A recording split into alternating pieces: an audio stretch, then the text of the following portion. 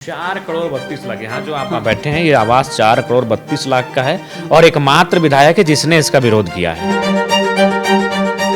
अपने social sites media platform पर उनको टैग करते हुए लिखा कि जिस राज्य में युवा नौकरी पाने के लिए लाठियां खा रहे हैं, प्रोटेस्ट कर रहे हैं, उस राज्य के मुख्यमंत्री 100 करोड़ के आवास में रहेंगे, ये शोभा नहीं देता है। उसी समय से इन लोगों ने दीमक की तरह इस राज्य को मतलब चाटना शुरू किया, एक दीमक की तरह। तो आप भी बोल दीजिए कि आपके समय में था इसलिए हम भी कर रहे हैं। जैसे मोदी जी कहते हैं नेहरू जी को, अरे वो दुनिया में नहीं उस व्यक्ति पर ये सवाल करते, ठीक उसी प्रकार ये क्या करें आपके समय में था। तो आप बोल दीजिए कि आप चोरी कर रहे थे, हम भी चोरी कर रहे हैं। तो कि आपने बेचा हम भी बेचेंगे, आप फर्जीवाड़ा करते थे हम भी करेंगे। आपके वोटर जब आपको जिताएंगे आप चोरी करना, मेरे वोटर जब मुझको जिताएंगे मैं चोरी करूंगा। यही परंपरा, यही परिपाटी है। यहाँ होमगार्ड की बहाली में लोग मैंने छात्र पीड़ित तौर प्रताड़ित। जो अभय तिवारी है उन्होंने स्वीकारा है कि 40 लाख रुपए से 60 लाख रुपए एक सीट का कीमत है। ये लोग इतने करप्टेड हो जाएंगे, इतना चिंदी चोर हो जाएंगे, तो ये लोग लोकतंत्र के प्रहरी तो नहीं हो सकते। आज़ादी को एक इसको कन्हैया कुमार वाले से जोड़ करके तो नहीं देखा, उसी से ये रिलेट कर देते हैं। लेकिन अगर हम कहें कि हमको पेपर लीक से आज़ादी चाहिए तो इसमें कोई बुरा बात, कोई गुरेज नहीं होनी चाहिए। ये महज एक परीक्षा का आक्रोश नहीं है। नमस्कार, मैं रोहित झा। झारखंड के जयपाल सिंह मुंडा स्टेडियम में लगातार 2 हफ्तों से छात्र धरने पर बैठे हैं, कुछ लोग भूख हड़ताल पर बैठे हैं, लगातार उनका अनशन भी जारी है। और हमारे साथ बातचीत के लिए इस वक्त डुमरी से विधायक जयराम सिंह महतो हैं। जयराम, काफ़ी सारी चीज़ें रहीं, छात्रों का प्रदर्शन भी जारी है। पहले आप छात्र रहे, उसके बाद अब विधायक बने हैं, आप भीतर खाने आ गए हैं सिस्टम के अंदर। क्या चीज़ें देख रहे हैं सिस्टम के अंदर आकर के, कौन सी चीज़ें आप देख रहे हैं और ये समस्या कितनी ज़्यादा विकराल है जिसको लेकर के छात्रों को जो है प्रदर्शन करने पर मजबूर होना पड़ा? देखिए, जो छात्र जयपाल सिंह मुंडा स्टेडियम में आकर अपना उपस्थिति दर्ज कराए हैं, एक आंदोलन का रूप दिए हैं, उनमें कई साथी भूख हड़ताल पर बैठे हैं, ये महज एक परीक्षा का आक्रोश नहीं है। 14वीं जेपीएससी की परीक्षा का जो प्रीलिम्स है उसमें जो पेपर में गड़बड़ी हुई है या फिर जो फर्जीवाड़ा हुआ है, केवल उसका आक्रोश नहीं है। इसके पीछे कई वर्षों से जो लगातार परीक्षाएं अनियमितता की भेंट चढ़ रही है, कदाचार की भेंट चढ़ रही हैं, वो सारे आक्रोश एक साथ एक जगह कलेक्ट होकर आए हैं। वहाँ उसी पंडाल के नीचे जैसा सीजीएल की जो परीक्षा हुई थी, जिसके माध्यम से अभी जो अभियुक्त थे अभय तिवारी, जो सेकंड रैंक के साथ पास हुए थे, उनकी शायद कई रिलेटिव्स भी पास हुए थे। जिस परीक्षा में अभ्यर्थियों को नेपाल बस में भरकर ले गए थे, वहाँ उनसे पेपर भरवाया गया था, बिहार में पेपर लिखवाया गया था, बंगाल में पेपर लिखवाया गया था। तो उसी पंडाल के नीचे जेटेट 2016 के अभ्यर्थी बैठे हैं, जिनका कहना है कि जो हमसे कम नंबर लेकर आए उनको आपने नौकरी दे दी, हम ज़्यादा नंबर है तो हमको नौकरी क्यों नहीं दी? ये कौन सा न्याय है? तो कई प्रकार का एक समूह वहाँ आकर खड़ा हुआ है। तो उसी आक्रोश को आप आज जयपाल सिंह मुंडा स्टेडियम में देख पा रहे हैं। इसका मतलब है झारखंड निर्माण जब से हुआ, 2000 में जब झारखंड राज्य बना, उसके बाद से ही चूँकि नया राज्य बना, नए राज्य में जब यहाँ के राजनेताओं को, यहाँ की ब्यूरोक्रेट्स को एक बेहतर दिशा में इस राज्य को ले जाना था, उसी समय से इन लोगों ने दीमक की तरह इस राज्य को मतलब चाटना शुरू किया, एक दीमक की तरह। और फिर क्या हुआ कि अब तक वही परंपरा, वही परिपाटी। जो सरकार बनी उसने ये नहीं, आज भी देखिए क्या कहती है कि आपके समय में था। तो आप भी बोल दीजिए कि आपके समय में था इसलिए हम भी कर रहे हैं।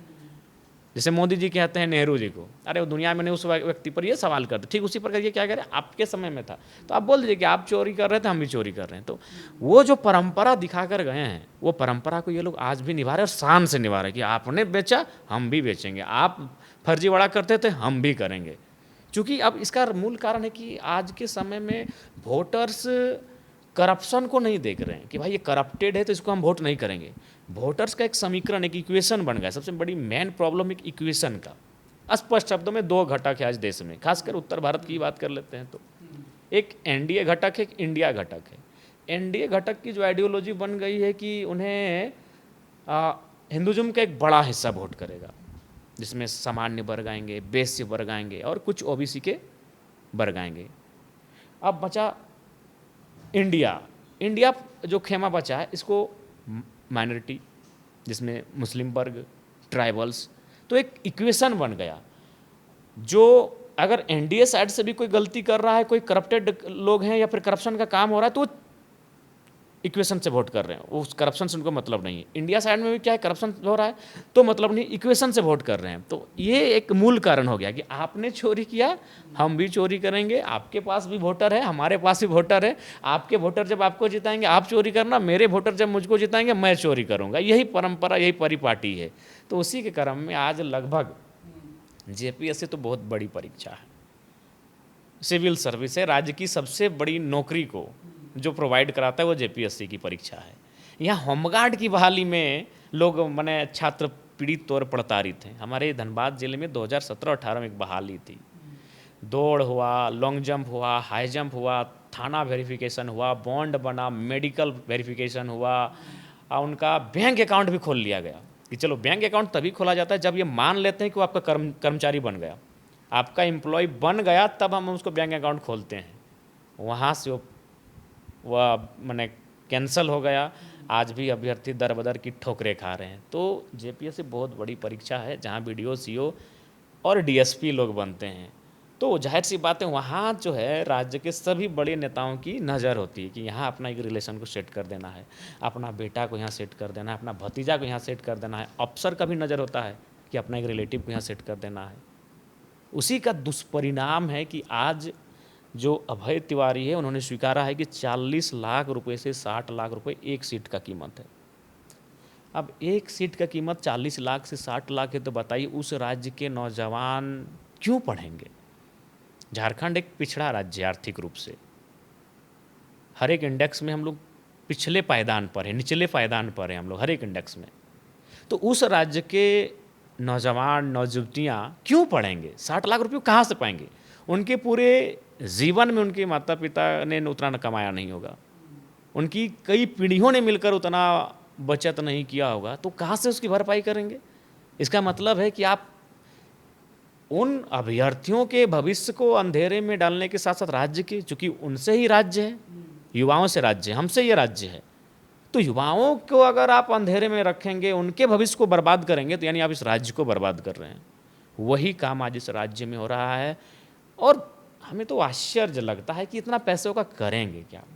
सरकारी सैलरी है, अच्छी खासी सैलरी है, सारी सुविधाएं हैं, ट्रेन की सुविधा, एरोप्लेन की सुविधा, लोन, होम लोन, गाड़ी लोन, सारी सुविधाएं हैं। उसके बाद भी अगर ये लोग इतने करप्टेड हो जाएंगे, इतना चिंदी चोर हो जाएंगे, तो ये लोग लोकतंत्र के प्रहरी तो नहीं हो सकते हैं। ये लोग विकसित भारत और विकसित झारखंड की तो आधारशिला को नहीं रख सकते हैं। तो इसका मूल कारण है ये जो आंदोलन है, ये कई वर्षों की पीड़ा को छात्रों ने एक साथ जमा करके आज रांची के जयपाल सिंह मुंडा स्टेडियम में आकर प्रदर्शन कर रहे हैं। जयराम महतो जी, मेरा एक सवाल आपसे ये भी है, आपने जिक्र किया कि झारखंड बहुत पिछड़ा राज्य है, ये सभी को पता है। सारे इंडेक्स को भी अगर हम उठा करके देख ले, पैमाने को उठा करके, रैंकिंग को उठा करके अगर हम देख ले, आपने इसका भी जिक्र किया कि विधायकों को मिलने वाली जो सुविधाएं हैं, लेकिन उसके बावजूद मैंने देखा कि सरकार जो है विधायकों के लिए करीबन 250 करोड़ में विधायक निवास 4 करोड़ 32 लाख, यहाँ जो आप बैठे हैं ये आवास 4 करोड़ 32 लाख का है, और एकमात्र विधायक है जिसने इसका विरोध किया है कि 30-40 लाख में भी एक बढ़िया घर बन जाएगा, 2-4 बाथरूम हो जाएगा, रहने के लिए एक बढ़िया हॉल हो जाएगा। 30-40-50 लाख एक विधायक निवास, विधायक। हाँ, मैं बोल रहा हूँ कि करीबन 250 करोड़ में ये सब कुछ बनाया गया। अभी फिर से उसको लेकर के भी मामला उठा कि मुख्यमंत्री साहब जो है 100 करोड़ का अपना सीएम आवास भी बनवा रहे हैं, है ना। 68 करोड़ प्रस्तावित बजट है, 300 करोड़ के आसपास का है, 70 करोड़ के आसपास मंत्रियों का है, और मुख्यमंत्री का केवल अकेले 100 करोड़ का है। तो ये पैसा, हाँ, ऐसो आराम के। तो आपने ये बात रखी मुख्यमंत्री साहब से, आपने इस चीज़ का विरोध किया? मैंने सीधा उनको पत्र लिखा, मैंने अपने सोशल साइट्स, मीडिया प्लेटफॉर्म पर उनको टैग करते हुए लिखा कि जिस राज्य में युवा नौकरी पाने के लिए लाठियां खा रहे हैं, प्रोटेस्ट कर रहे हैं, उस राज्य के मुख्यमंत्री 100 करोड़ के आवास में रहेंगे, ये शोभा नहीं देता है। ये अश्लीलता कहेंगे इसको हम, ये शोभा नहीं देता है। ठीक है। आप जंतर मंतर के प्रोटेस्ट में भी गए थे, वहाँ के मंच पे भी आप गए, भाषण दिया आपने वहाँ पर। और लेकिन अभी जयराम महतो जी सीजेपी की भूमिका को लेकर, कॉकरोच जनता पार्टी की भूमिका को लेकर काफ़ी सवाल उठे। उन्होंने वर्बली अपना सपोर्ट ज़रूर दिखाया, वीडियो कॉल से उन्होंने बातचीत की। अभिजीत दीपके ने खुद कहा कि हम आएंगे आप लोगों के पास, पर उनका एक भी नुमाइंदा अभी तक जो है झारखंड के जयपाल सिंह मुंडा स्टेडियम में उनकी परछाई भी नहीं दिखी है। तो आप तो जा रहे हैं अपना समर्थन देने, लेकिन कॉकरोच जनता पार्टी जिनका उदय ही इस बात के लिए हुआ जयराम महतो जी कि वो छात्रों की बात रखेंगे, है ना, धांधली के खिलाफ आवाज़ उठाएंगे, वो अभी तक झारखंड के स्टेडियम में नहीं पहुंचे हैं। हज़ारों की संख्या भीड़ यहाँ मौजूद है। देखिए, सबसे पहले बात, कॉकरोच जनता पार्टी कोई सांगठनिक रूप से उनका कोई विस्तार नहीं है। उनका कोई जिला अध्यक्ष, प्रदेश अध्यक्ष, महासचिव, उपाध्यक्ष, कोषाध्यक्ष नहीं है। एक बयान था चीफ जस्टिस ऑफ इंडिया का, उसको एक नौजवान ने ले लिया दिल पे, उसने एक सोशल साइट्स पर अभियान चलाई, वो फॉलोअर्स के रूप में सफल हो गई। और वहाँ जो लोग गए थे दिल्ली, वो अभिजीत दीपके और उनकी टीम के लिए नहीं गए थे। वो गए थे, नीट का पेपर लीक हुआ था, 20 बच्चों ने सुसाइड किया था, उस लिए गए थे। पर मंच तो कॉकरोच जनता पार्टी मंच, उन्होंने मंच दिया, लोग गए, लेकिन ये नहीं कि उनके लिए गए थे। उसके बाद उनके पास कोई संगठन नहीं है, झारखंड राज्य में उनका कोई कमेटी नहीं है, कोई जिला अध्यक्ष नहीं है, कोई प्रदेश अध्यक्ष नहीं है। तो ऐसे में अगर वो व्यक्तिगत रूप से नैतिक समर्थन के लिए आते हैं तो स्वागत है, और नहीं भी आते हैं तो उसके लिए हमें कोई आपत्ति नहीं। हाँ, लेकिन इस बात का रहेगा, उनको लोग तब घेरेंगे जब वो, अगर मान के चलिए वो सेंट्रल का मामला था, अगर दूसरे स्टेट में अगर वो जाएंगे तो जाहिर सी बात है सवालों के कटघरे में आएंगे। वही उनकी निष्पक्षता को लेकर सवाल भी पूछे। निष्पक्षता का सवाल नहीं, सेंट्रल था वो। सेंट्रल अलग चीज़ है, स्टेट लेवल अलग चीज़ है। अलग अलग स्टेट है, हमारे पास 28 स्टेट्स हैं, हमारे पास 6 यूनियन टेरिटरी हैं, 6-7 यूनियन टेरिटरी हैं। तो हमारा कहना है कि वो अलग विषय है। अब एक है सेंट्रल हमारा, अब 28-30 स्टेट हैं, हमारे पास 6 से 8 केंद्र शासित प्रदेश हैं, उनमें अब अलग अलग कोई प्रोटेस्ट नहीं करेगा। हाँ, वो अगर पार्टिकुलर फिर किसी स्टेट में जाएगा और वहाँ अगर किसी की पार्टिकुलर गवर्नमेंट होगी जो एक विशेष सरकार पार्टी की, तब उस पर सवाल होगा। राहुल गांधी ने समर्थन दिखाया है, बातचीत भी की है, कहा है कि आप अपने जो मांगे हैं वो मुझे व्हाट्सएप पर भेजिए और आपको ज़रूर न्याय मिलेगा। इसको कैसे देखते हैं? देखिए, अगर उन्होंने ऐसा कहा है तो बिल्कुल निस्संदेह बातचीत होनी चाहिए और न्याय मिलना चाहिए। हेमंत सोरेन से वो तस्वीरें भी आ रही थी कि हेमंत सोरेन के समक्ष बैठ कर के आप बातचीत रख रहे थे अपनी। क्या कुछ बातें रहीं मुख्यमंत्री से, आपने क्या बातें रखी छात्रों की मांगों को लेकर के? उन्होंने कुछ सोचा समझा? हालांकि वो ये बात तो ज़रूर कह रहे हैं कि सरकार की आँख है, नाक है ना, कान है, हम सब कुछ देख सुन रहे हैं और गंभीरता से विचार कर रहे हैं, हम सीना चीर करके नहीं दिखा सकते। देखिए, वो कह रहे हैं लेकिन उस पर कार्रवाई नहीं हो रही है। अगर कार्रवाई होती तो कहने की नौबत ही नहीं आती, वो करके दिखा देते। तो वो कर कहाँ रहे हैं, इसलिए संदेह है। तो हेमंत सोरेन अभी जो वार्ता करने की कोशिश कर रहे हैं छात्रों से, वो उसमें लग रहा है आपको कहीं ना कहीं खोट है, मतलब वो बातचीत है। अगर वार्ता, उनके मंत्रीगण भी अब देख रहे हैं, माने गंभीरतापूर्वक बयान नहीं दे रहे हैं, छात्र प्रोटेस्ट दे रहे हैं और उनको आप राजनीतिक अब कह रहे हैं कि इसमें फलाने पार्टी का सहयोग है। अरे यार, किसी पार्टी इंटरनली, आप विपक्ष में थे, आप भी इंटरनली करते हैं, लेकिन ओरिजिनल जो बैठे हैं वो छात्र हैं। ओरिजिनल में पेपर गड़बड़ी हुआ है, ओरिजिनल में धांधली हुआ है, ओरिजिनल में आपका जो पकड़ा गया है वो स्वीकार कर रहे हैं 50 लाख 60 लाख। उस पर बात करिए ना भाई, बात करिए, उस पर निकालिए, सारा पैसा निकालिए, सारे एग्जाम में जितने हुए हैं धांधली उनमें सारा चीज़ को निकाल के लाइए। तो ये वो इसलिए गंभीरता उन पर नहीं दिख रही है। अच्छा जयराम महतो जी, मैं लगभग 5 से 6 दिनों से प्रोटेस्ट वाले साइट पे कवर कर रहा हूँ, 24 घंटे मेरा वहीं बीत रहा है। मैंने ये चीज़ ऑब्ज़र्व की है कि वो प्रोटेस्ट वाला जो ग्राउंड है वो 2 खेमों में बटा हुआ है। एक खेमा जो कहता है कि आपका समर्थन जिसे प्राप्त है, देवेंद्र नाथ महतो भूख हड़ताल पर बैठे हैं। एक खेमा कहता है कि नहीं, हम गैर राजनीतिक है, हमारे मन से किसी भी राजनीतिक नारे का कोई उद्घोषणा नहीं होगा और नेता आ सकते हैं हमारे मंच पे, समर्थन कर सकते हैं, पर हम किसी का वो समर्थन नहीं लेंगे, वो वाला खेमा। तो ये ऐसे क्यों बट गया है खेमे में? आंदोलन की शुरुआत ही हमारे जो साथी हैं, देखिए हम लोग कोई रजिस्टर्ड पार्टी है नहीं, हम लोग रजिस्टर्ड पार्टी है, रिकग्नाइज पार्टी नहीं है। हमारी पार्टी को पंजीकृत हुआ है, मान्यता नहीं मिली है। तो हमारे तो मैक्सिमम जो नेतागण हैं वो अभी भी परीक्षार्थी हैं, परीक्षाओं में बैठ रहे हैं, एग्ज़ाम लिख रहे हैं। कई कैसे बीच में टीचर में, कई अन्य बहालियों में सिलेक्शन भी हुआ है। कई लोग सरकारी नौकरियों में सिलेक्शन हुआ है बहुतों का, हमारे पार्टी का। तो सबसे हिंदुस्तान की सबसे औसत कम आयु की पार्टी है हमारी, 30 साल सब औसत आयु है हमारी पार्टी की। तो इसलिए उनकी भावना है और हम लोग छात्र आंदोलन से यहाँ तक आए हैं। विधानसभा का सत्र भी चल रहा है, किस तरीके से उठाएंगे आप इन मुद्दों को? विधानसभा का सत्र चल रहा है और हमें लगता है कि आज बाधित हो गया, हालांकि अब आगे अगर अच्छा से चलेगा तो बढ़िया से बातचीत होगी। अच्छा, प्रोटेस्ट वाले ग्राउंड पे जयराम महतो जी, मैं ये देख रहा हूँ लगातार कि आज़ादी के नारे से बहुत परहेज कर रहे हैं। क्या है आज़ादी के नारे से? अगर कोई छात्र ये कहे कि मुझे भ्रष्टाचार से आज़ादी चाहिए, है ना, पेपर लीक से आज़ादी चाहिए, तो आज़ादी के एक्चुअली देखिए, आप भी जानते हैं कि झारखंड में से दिल्ली में जो घटनाएं घटी, तो आज़ादी को एक इसको कन्हैया कुमार वाले से जोड़ करके तो नहीं देखा? उसी से ये रिलेट कर देते हैं। तो इसीलिए उनको लगता है कि वो नारा। आपका क्या राय है? आपकी क्या राय है? देखिए, आज़ादी के नारे से कोई आपत्ति नहीं है। देश की आज़ादी हमारी हो चुकी है, राज्य भी हमारा अलग हो चुका है।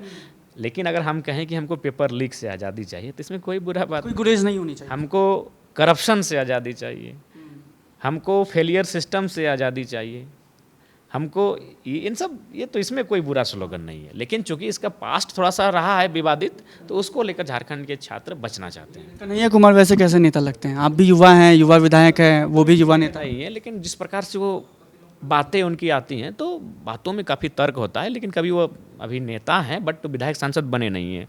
जब विधायक सांसद बनेंगे तब फिर हम लोग आकलन करेंगे। एक आखिरी सवाल आपसे कि इस प्रोटेस्ट को किस अंजाम तक देख रहे हैं आप? क्योंकि जंतर मंतर वाला जो प्रोटेस्ट था उसमें शिक्षा मंत्री का इस्तीफा हुआ केंद्र में, इसको किस अंजाम तक देख रहे हैं? क्या जेपीएससी रद्द कर दिया जाना, करना, कार्रवाई करना और रिफॉर्म करना, ये 3 मांगे मुख्यतः? बिल्कुल।